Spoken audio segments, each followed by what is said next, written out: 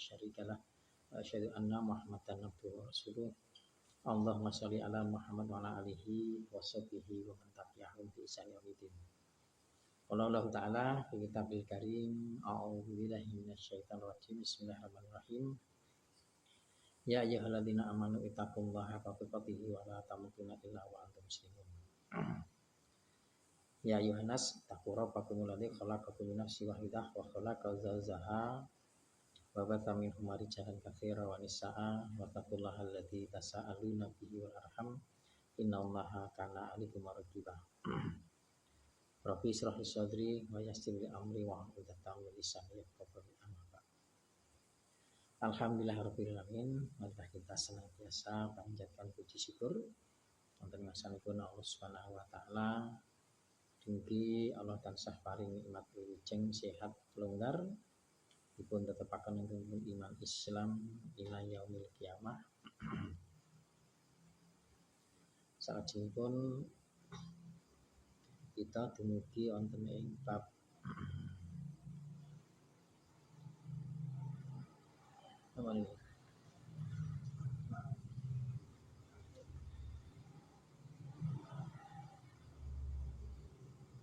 akhlak yang tercela sampai kepada menipu rakyat, munafik, larangan mencela sama muslim,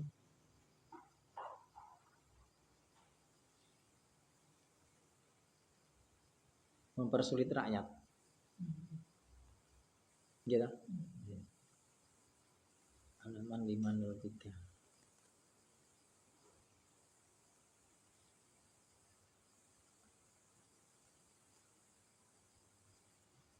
Hadis tentang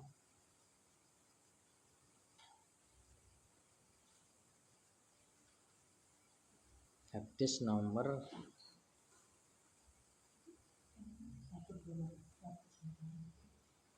1518 ya.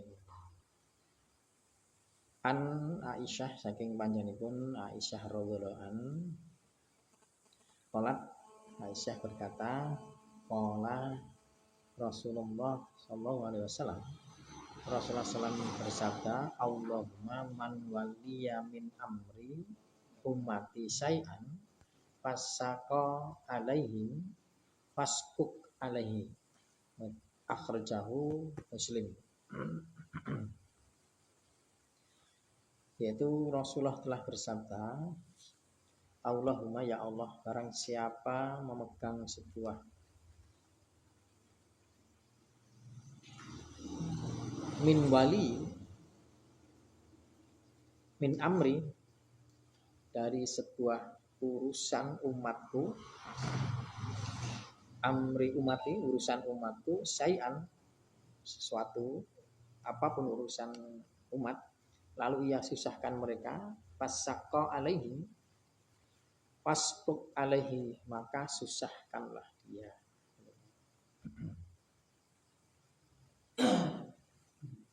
Hadis ini memberikan satu pengertian kepada kita, yaitu bahwa hadis ini berisi ancaman terhadap orang yang sangat keras terhadap pemimpin yang menyusahkan rakyatnya, maupun itu aparatnya, di strukturnya, ataupun di rakyatnya juga, kebutuhan masyarakat terhadap satu perusahaan. Maka Rasulullah SAW Waalaikumsalam, lewat hadis ini Rasulullah telah mendoakan, Allah min waliyyi min amri ummati syai'an fasuk alaihim faskuk alaihi. Dan doa ini terus berlaku hingga sampai besok, dan ini tidak ada yang menghentikan doa ini selain daripada semuanya sudah selesai urusannya, kiamat kembali.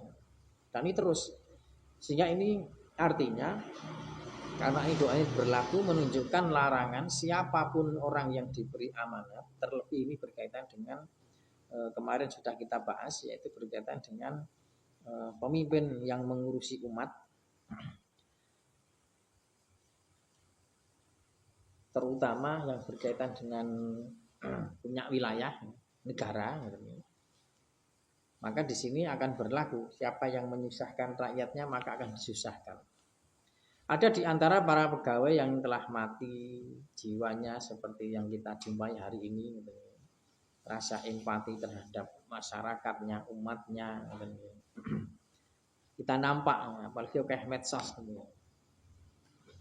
jenenge lagi rakyatnya susah, malah urusan rebutan jabatan, ngotak-atik urusan undang-undang, ngotak-atik urusan aturan dan sebagainya, orang mikir rakyatnya dan seterusnya. Yang sangat di mana seseorang itu mati hatinya, mengalami kesulitan yang saya katakan tadi, eneng ngerasa empati ini malah keguyonan lah.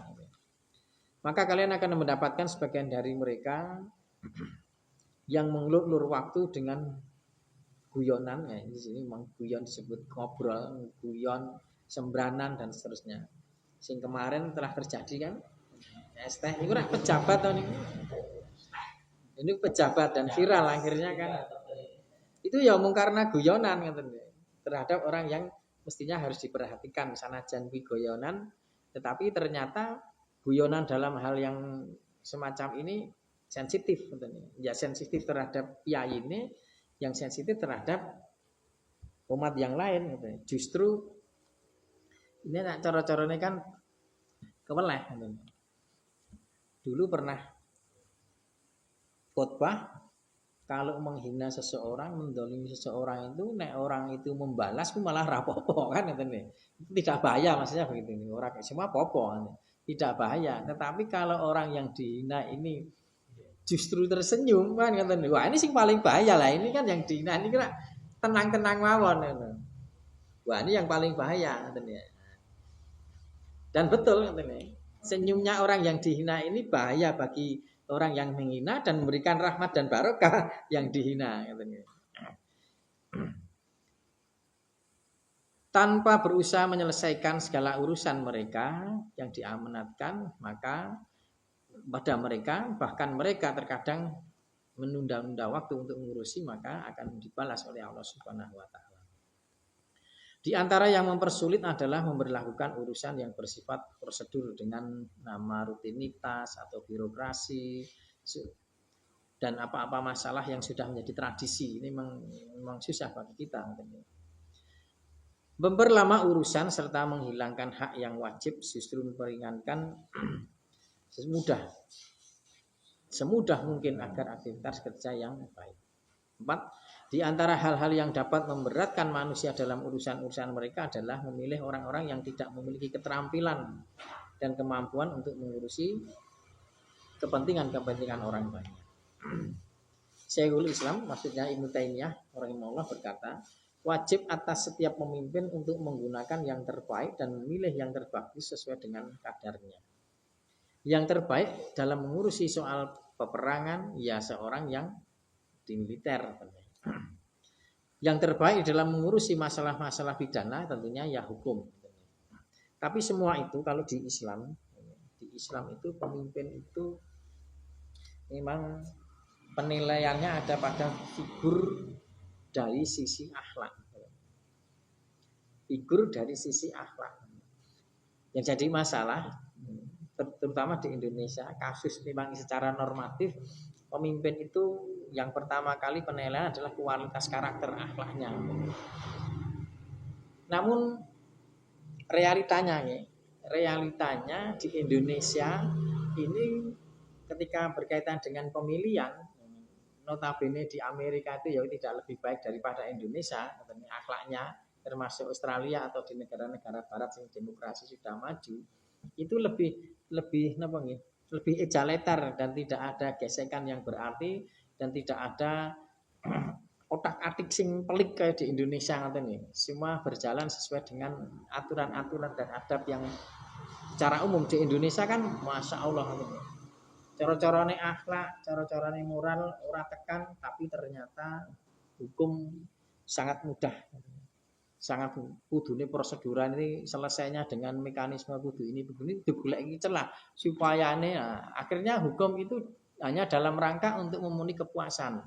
Kalau tidak cocok dengan karepe hukum sing diganti ya ngoten lho. Di Indonesia kan begitu. Notabene di Indonesia ini konsepnya sudah benar, sudah benar di mana penilaian-penilaian kepada seorang pemimpin itu ada pada figur yang pada hal ini adalah akhlaknya. Sing jadi masalah kalau kita melihat kenapa di Indonesia tidak lebih baik daripada demokrasi-demokrasi yang tidak seperti Indonesia karena tidak ada definisi kriteria akhlak yang paling baik untuk tokoh itu bagaimana.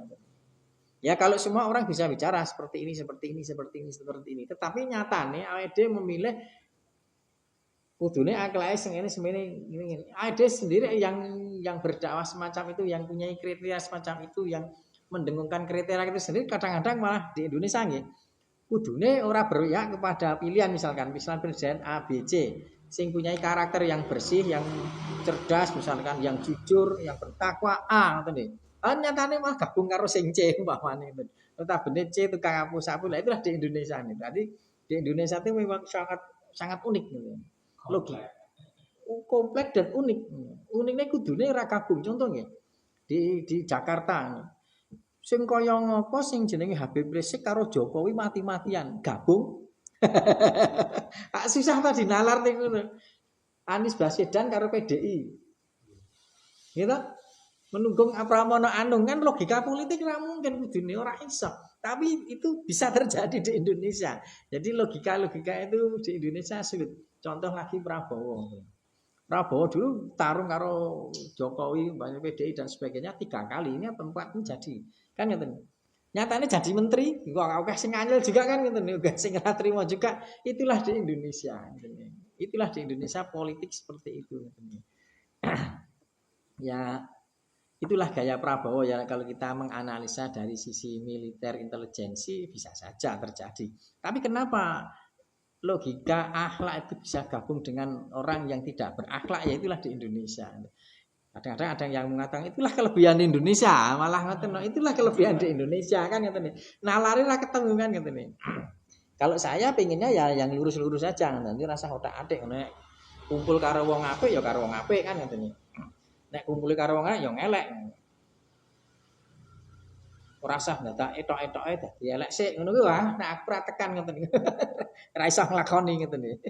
Ya tetok gabung sik karo kono misalnya. Bar kuwi kok didak ngono kuwi wah wis ora iso. Tapi Indonesia itulah.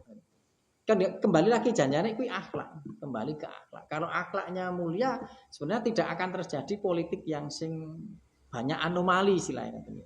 Anomali itu kayak air itu. Air itu pada derajat 4 derajat itu kudune kan tambah naik, tidak pada suhu derajat 4 derajat itulah malah kembali ke nol kan gitu nih. Nah, gitu nih.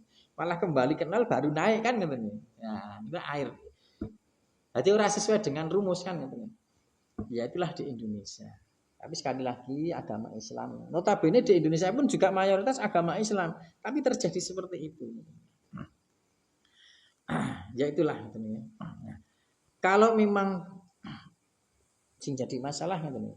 Pada penilaian kepada rakyat di sini, tiap-tiap seseorang yang Allah serahkan kepada ya Allah, Allahumma, Rasulullah berdoa, barang siapa yang memegang sebuah urusan untuk umat, dia seorang pemimpin atau pengampu atau pejabat dan seterusnya, lalu ia mensusahkan mereka, maka ia susahkan dia. Ya sebenarnya yang lurus-lurus saja. Sanajan kalau kita bisa berpolitik itulah politik. Kadang-kadang gabung nanti untuk sementara waktu gabung sih. Nanti kalau ada konteks tertentu maka tidak. Itu kan akhlaknya juga tidak baik. Akhlak tidak baik terhadap lawannya. Sing tidak misalkan. Politik ya, mau tidak mau kita harus bicara tentang politik yang di Indonesia saja. Dan saya tidak ingin bermaksud menyalahkan antara satu yang lain. Saya hanya menilai dari sisi akhlak, dari sisi mental, dari sisi kepribadian, dari sisi nilai-nilai Islam. Contoh, Misalkan Pak Jokowi dengan PDI, terlepas terjadi masalahnya apa, terlepas daripada itu masalah intrik-intrik, tetap yang namanya PDI dengan sikap Pak Jokowi kan tidak terima. Sanajan itu misalkan dengan logika bisa diterima dan sebagainya, sikap semacam itu kan tidak bisa diterima oleh PDI, sama sekali tidak bisa diterima, tetap kan ini. Mbok, kalau saya di Indonesia itu tidak usah dengan politik dengan cara semacam ini. Kudune iso meper sanajan kuwi di logika boleh-boleh saja. Di logika itu tidak mengapa, bebas. Alasannya kan kadang-kadang normatif-normatif. Sekarang kita kalau akhlak itu kan jangan normatif gitu loh. Kalau akhlak itu mengedepankan perasaan yang mana itu mencari ridha Allah Subhanahu wa taala. Contoh nih. Kalau kita terjadi masalah, misalkan di dalam keluarga, terjadi dalam masalah keluarga, sing salah sing bener kan setiap masalah pasti kita tahu. Apal kita sudah dewasa, mana yang benar, mana yang salah. Kenapa kita tidak milih menjadi wong sing lenggono saja, kabeh rumangsani salah. Ngono lho. Itu akhlak. Yo nek kabeh golek bener, sing salah men janjane ngerti salah, ora trimo. Itu bicara akhlak lho. Nek bicara normatif bisa. Makanya hukum itu bukan penyelesaian yang namanya yang sempurna. Dan hukum itu tetap membuat tatu. Penyelesaian dengan hukum itu tetap meninggalkan perkara-perkara yang baru, bahkan mungkin masalah hati, masalah kebencian sulit untuk ditolerir di dalam penyelesaian hukum. Ya secara hukum benar, kayak yang benar. Tapi kalau kita mengedepankan akhlak, masya Allah pasti akan damai. Contoh lagi misalkan kita dihina misalkan, dihina yang benar kan kita mestinya boleh saja membela, boleh saja membalas. Tapi kalau kita dihina terus kemudian kita malah mendoakan mereka dan ya kaya sing adol es teh niku wau, itu kan akhlaknya luar biasa. Sajajan-sajajan orang ngaji ra mudeng ning praktekkan bener, malah tersenyum. Oh, ngono lho. Saking tersenyum malah itu 800. Pane wong Indonesia itu ngono kabeh damai, Pak. Akhirnya kan Ustadz itu kan ya gogrok toh. Akhirnya apa minta maaf juga kan. Karena apa? Karena tersenyumnya orang ini. Coba kalau itu marah sama marah, muah ditutup terus nih. Ini kok ditutup terus mungkin sampai pengadilan, sampai hukum. Ya kembali lagi tidak mengedepankan akhlak. Nah, orang sekarang adab lebih tinggi daripada ilmu kan katanya. Saya baru kenal hari ini adab lebih tinggi daripada ilmu katanya. Tapi itu di dakwahnya Pak Yunara Ilyas, saya pernah mendengar dan itu di bukunya juga ada almarhum. Ketika belum viral bahwa adab lebih tinggi daripada ilmu, itu pernah. Tapi yang saya terima dari dulu itu ya ilmu. Adab itu bagian daripada ilmu. Adab itu bagian daripada ilmu. Karena fa'lam anahu la ilaha illallah. Fa'lam ketahuilah bahwa sesungguhnya ilmu itu yang paling tinggi adalah menyembah kepada Allah. Maka ilmu yang menyembah Allah, dalam cara menyembah kepada Allah maka ada tata cara adabnya. Tata cara adab ini kan ilmu, mungkin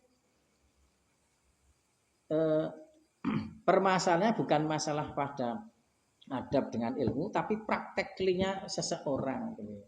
Bukan masalah konsep ilmu dan konsep adab itu adab lebih tinggi daripada ilmu. Saya belum tahu sampai hari ini tentang masalah mungkin menerapkan bahwa adab itu lebih tinggi daripada ilmu itu di penerapannya. Karena setiap orang yang beradab itu yang berilmu belum tentu juga. Contohnya nggih. Kalau ada orang yang beradab itu ada dasarnya ilmu, ya tadi kan saya sudah mengatakan bahwa ilmu di adab itu di ilmu itu ada pelajaran tentang adab, mempelajari tentang cara bagaimana kita menghormati, bagaimana cara kita menghargai seseorang, bagaimana kita harus melengganani dan sebagainya. Si penjual es teh itu kan orang ngerti, ora tahu ngaji kayak wah, bukan orang ngerti kan beradab kan gitu nih. Nah, yang jelas adab dia sesuai dengan ilmu. Nih apakah dia berilmu? Oh, jelas tidak, gitu nih. Artinya tidak berilmu seperti seorang ustadz, ulama, kiai, ya hanya orang awam saja kan, tapi beradab. Oh, ya, yang jadi permasalahan. Sehingga kalau orang berilmu seperti ulama ya, ulama itu kalau orang berilmu seperti abidin dengan seorang ahli ilmi, dengan ahli ibadah. Orang ahli ilmi itu pasti ahli ibadah. Kalau orang ahli ibadah belum tentu ahli ilmi. Karena ahli ibadah itu orang yang mengerjakan ibadah toh, kan. Nah kalau orang yang beradab pasti orang yang berilmu pasti beradab. Nek ngantek orang berilmu ke orang beradab, berarti tidak berilmu, orang paham. Lah orang bisa praktek, ya berarti dia tidak berilmu karena durung praktek. Ilmu itu kan menyeluruh, ya pemahamannya, ya pemikirannya, ya caranya praktek, ya memanage kejiwaannya. Nah, itu kan seorang ulama.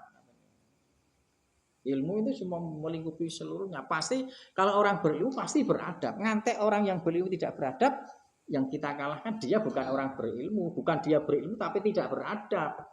Nek bahasanya jangan berilmu lah sing paling wong pinter, ya ngono jangan berilmu. Nek orang berilmu, wah itu kan konsep di dalam Islam kan yang pertama kali adalah konsep yang pertama kali itu apa dengan bukti sama ikra. Kan ilmu yang pertama kali. Bahkan ilmu yang paling unggul itu kan kalimat la ilaha illallah. Adabnya caranya apa? Menyembah. Nah, menyembah itu kan poin daripada sebuah ilmu. Dan tidak dikatakan menyembah walaupun dia menyembah, tapi dia tidak berilmu. Prakteknya dia sudah tepat. Sholat, jengkang-jengking, sopan, tapi dia tidak tahu motivasi latar belakangnya bahwa dalam rangka menyembah, sopan, lembah manah, kelembutan itu dalam rangka menyembah kepada Allah. Dia hanya sebuah perangai saja. Ini kan tidak dikatakan berilmu. Nah, kembali ke masalah ini. Pada intinya ini adalah ancaman bagi orang-orang yang tidak bertanggung jawab bahkan menyusahkan rakyatnya, maka akan balas oleh Allah Subhanahu wa taala dengan kesusahan juga. Hanya jadi masalah di sini, kesusahan di sini apa wujudnya, apa bentuknya ini tidak diterangkan, maka wallahu a'lam. Tapi yang jelas di dalam Islam itu tidak ada hukum karma. Sanajan ini secara normatif sebagaimana hukum karma, tapi ini tidak menunjukkan mesti begitu. Karena apa? Di Islam itu ada taubat. Di Islam itu ada taubat, dan taubat ini adalah puncak daripada sebuah peribadatan, tobat. Dengan tobat, ketika Allah menerima tobatnya seseorang sebelum disidang di akhirat itu dan mendapatkan ampunan dari Allah Subhanahu wa taala, tidak dibalas oleh Allah Subhanahu wa taala karena sudah dihapus, karena sudah diampuni. Nek di karma kan ketika kita menyusahkan seseorang disusahkan. Kalau kita menzinai seseorang maka saudara kita akan dizinai. Nah, ade gayane maling kok akan maling eneng sing ilang kan begitu. Konsepnya kan kebalikannya begitu. Di Islam tidak. Dan saya ini eneng maling tobat dan tobatnya diterima, tidak akan dibalas hukuman oleh Allah Subhanahu wa taala. Nah, ini ada yang menghapus tentang hukum karma di Islam itu karena di Islam ada tobat, ada maghfirah, ada kafarah.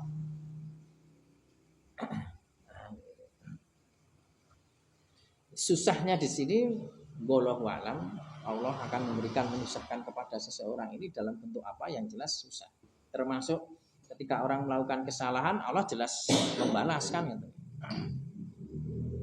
Pasti Allah akan membalaskan. Idza jaa saya falau amsalihah misalkan. Sapa wong itu minta sayiat kejelekan maka baginya akan dibalas semisal dengan kejahatan itu kan gitu. Normatif kan gitu, akan dibalas kan gitu. Nah kalau sudah diampuni oleh Allah, tapi bisa juga ampunannya Allah Subhanahu wa taala dalam bentuk balasan dulu baru nanti diampuni, bisa saja wallahu alam.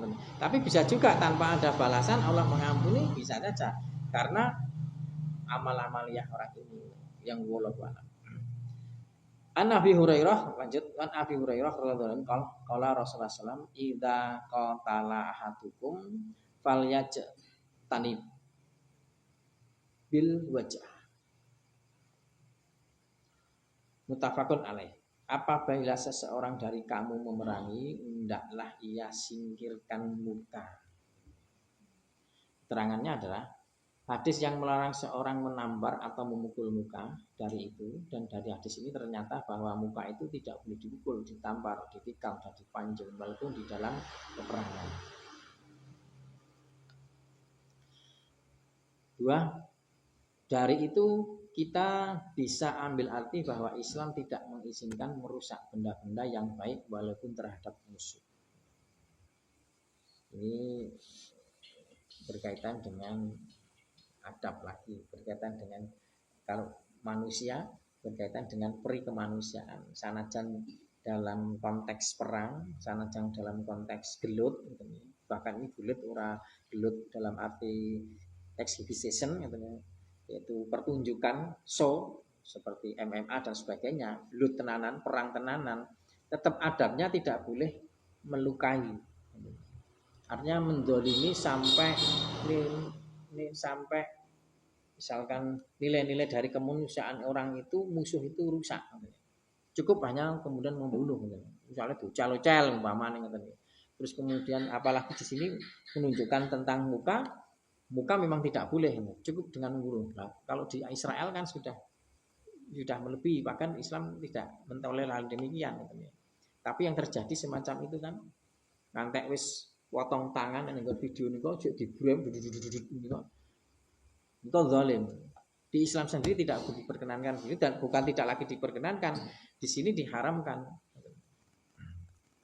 bahkan melukai. Maka kalimat fal yasta'tanibu wajah, maka berpalingkanlah mukamu, wajahu, itu menunjukkan ketidakbolehan kita mendolimi dalam sasarannya adalah kepala. Maksudnya di sini, bertengkar dengan sesama manusia adalah sesuatu yang diharamkan secara umum. Secara umum diharamkan, termasuk perang sesama manusia diharamkan. Tapi bisa saja ada terjadi perang sesama manusia dengan manusia. Zaman Rasulullah pun juga demikian. Semua dengan ada syarat-syarat. Menurut syar'i diperbolehkannya untuk berperang. Karena mudarat yang akan ditimbulkan dari hal tersebut dan pemutusan silaturahim oleh permusuhan. Jika seseorang memberi pelajaran kepada orang-orang yang berhak mendapatkannya, hendaklah orang yang memukul itu menjauhi anggota tubuh.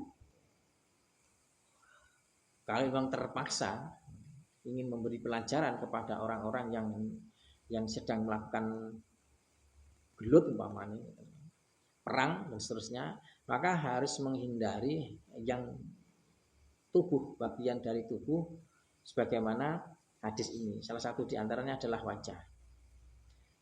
Hikmahnya adalah yang merupakan semulia-mulianya anggota tubuh seseorang, dengan memukul anggota tubuh ini mungkin akan rusaklah anggota tubuh lain, atau mungkin pula akan menimbulkan cacat. Karena itu wajiblah menjauhi anggota tubuh ini, yaitu wajah. Dan artinya diharamkan untuk memukulnya oleh karena sesuatu sebab yang benar ataupun sesuatu sebab yang tidak dibenarkan.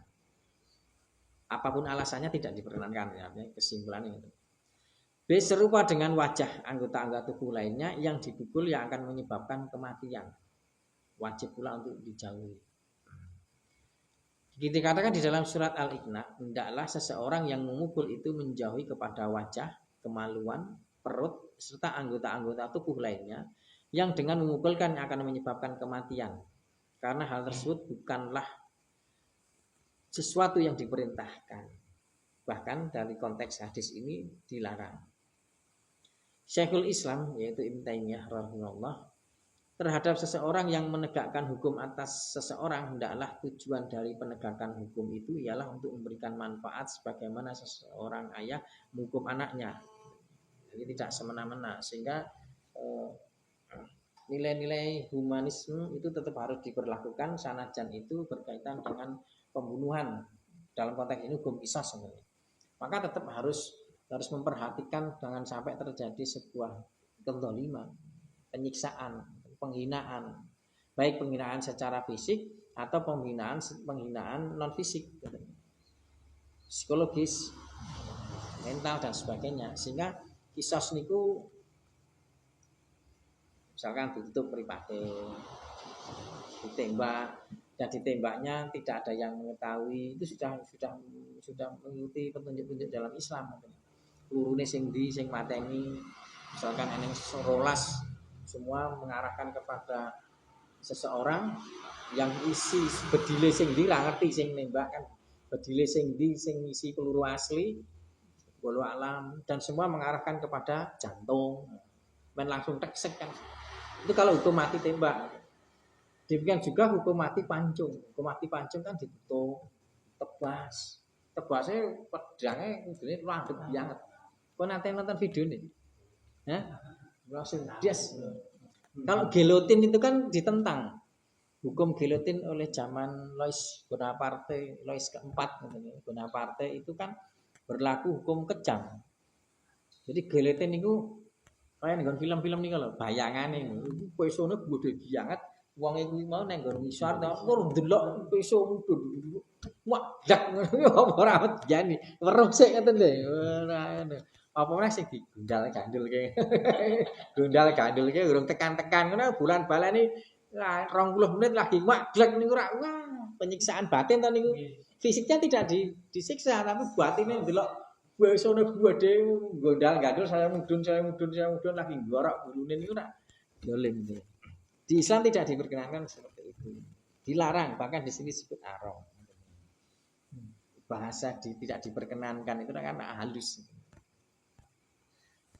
Di sini pun fal yajtanibu kan gitu nih. Fal yajtanibu itu endaklah, tapi ini maknanya adalah haram. Memang kadang-kadang Islam itu dengan menggunakan bahasa yang halus, bahasa yang manusiawi, padahal maknanya haram. Mananya haram itu bisa dimaknai haram karena ada keterangan-keterangan yang lain berkaitan dengan penyiksaan itu tidak diperbolehkan gitu nih. Maka nek lafate fal yajtanibu ini bisa saja kita memahami adalah sebuah pelarangan gitu nih. Atau bisa kita memahami sebaiknya atau hendaknya kalimat fa itu. Nah, tetapi apakah kemudian ini halus betul atau apakah ini adalah tegas? Delok keterangan-keterangan yang lain. Keterangan-keterangan yang lain kan tidak diperbolehkan. Maka di sini fal yajtanibul wajha ini artinya haram. Haram berkaitan apa? Haram berkaitan dengan mengarah kepada wajah. Redaksinya perintah. Fal yajtanibu wajah, singkirkan atau paling makan wajahnya atau pinggirkan wajahnya. Tapi ini bermakna haram. Kalimat perintah tapi bermakna haram. Karena perintah kepada sesuatu untuk menghindari sesuatu, sehingga melakukan sesuatu yang dihindari itu adalah haram. Begitu kan. Di sesuatu yang kaidah usul fikih kan juga begitu. Sesuatu yang menjadikan apa yang diperintahkan, maka meninggalkan apa yang diperintahkan, yang ditinggalkan itu haram. Nah, yang ditinggalkan itu haram. Tapi ini umum ya, kaidah ini umum. Nek berkaitan dengan ibadah ada kaidah lagi. Tidak menggunakan kaidah ini. Nek dalam ibadah ya ibadah itu haram ila dalil ala kulafi. Nek berkaitan dengan dunia ya dunia ibah. Masalah dunia, masalah muamalah itu ibah kecuali ada yang mengharamkan. Ada qarinah yang mengharamkan. Ada lebih khusus lagi. Kalau hal-hal yang masalah khusus menggunakan kaidah secara umum tadi, ya jenengan apa yang diperintahkan untuk seperti nenggon sholat, di luar sholat yang tidak diperintahkan, kamu kok itu masuk kategori makna, jadi haram nanti kan katanya. Padahal maksudnya masuk kategori katanya. Contoh, ta'awud kepada Allah Subhanahu wa taala itu apa? Tidak ada lafadznya, yang ada berlindung kepada Allah Subhanahu wa taala, berlindung kepada Allah Subhanahu wa taala, ya auzubillahi minasyaitonir rajim. Yang ada tambahan min hamzi wa nasi jadi tidak boleh kan. Kamu kok keren yang dalile lah umpamane. Padahal itu boleh juga kan apa? Maknanya sama. Maknanya sama bahwa ketika kita membaca Al-Qur'an fa'astibillah minasyaitonir rajim. Apabila engkau membaca Al-Qur'an bertauhidlah kepada Allah Subhanahu wa taala dan tidak disebut lafadznya. Penerapan secara hukum itu memang yang menyebabkan di dalam istinbat hukum itu banyak berbeda. Karena kejelian seorang mufti, kejelian seorang mujtahid itu menerapkan kaidah-kaidah fikih apa kaidah usul fikih di dalam satu masalah. Sehingga banyak terjadi perbedaan. Ini kan nih. Ada wajar perbedaan. Maka alhamdulillah nek jenengan itu aktif di Muhammadiyah, tuntunan di Muhammadiyah itu masya Allah sangat berilmu. Contoh ini. Pernyataan Adi Dayat ini. Dalam konteks penerapan kaidah usul fikih tadi. Kunut itu di Muhammadiyah dipermasalahkan apa betul? Masalah. Di mana saya mboten? Masalah betul. Masalah betul. Di masalah betul. Kunut itu di Muhammadiyah menjadi dipermasalahkan betul. Mboten, sing ora masuk tok. Kan sulit kan memahami bahwa kunut itu tidak dipermasalahkan. Bahkan nenggon YouTube itu kok wah kabeh do nyerang Adi Dayat itu dipecat ae kan ya to. Iki beda karo Muhammadiyah pimpinan pusat. Bahkan eneng sing langsung surat terbuka kepada pimpinan pusat. Adi Dayat itu bukan Muhammadiyah, maka singkirkan aja ngono wae pedes-pedes lah niku. Kunut itu di Muhammadiyah tidak dipermasalahkan, tetapi dikaji sedemikian detail hukum tentang masalah kunut. Bahkan masalah kunut itu beberapa tanfis itu berubah terus di APT. Di tanfisnya Muhammadiyah gonta-ganti. Sehingga ketika keputusan terakhir kunut subuh maksudnya. Ketika fatwa terakhir itu, tanfis terakhir bahwa orang Muhammadiyah sebaiknya tidak melaksanakan kunut. Dan ketika sudah mengkaji bukan berarti mempermasalahkan ya, karena ingin mengetahui sing paling rojih kan di Muhammadiyah konsepnya itu, yang paling rojih yang mana, akhirnya kesimpulannya seperti itu. Tetapi ketika ada orang yang melakukan kunut tidak dipermasalahkan karena Muhammadiyah tahu di sana ada logika juga diperbolehkan tentang masalah kunut subuh. Sehingga ini di Muhammadiyah sudah dikaji di majelis tarjih tidak ditemukan dalil sebagaimana berkaitan dengan kunut subuh. Dan memberatkan kepada tidak ada kunut subuh. Wah, itu Muhammadiyah tidak begitu dan akhirnya tidak bermasalahkan. Artinya cak-cakane nalikane AED ketemu karo wong sing kunut subuh ora usah dadak ngolok-olok, ora usah dadak ngenyek, ora usah dadak nyalahke men kono nglaksanake ya wis kono awake dhewe ora usah subuh. Oh, ngoten. Berarti kan tidak ada masalah dan tidak bermasalahkan kan. Akhirnya dia juga tidak pernah mempersalahkan Muhammadiyah berkaitan dengan kunut subuh.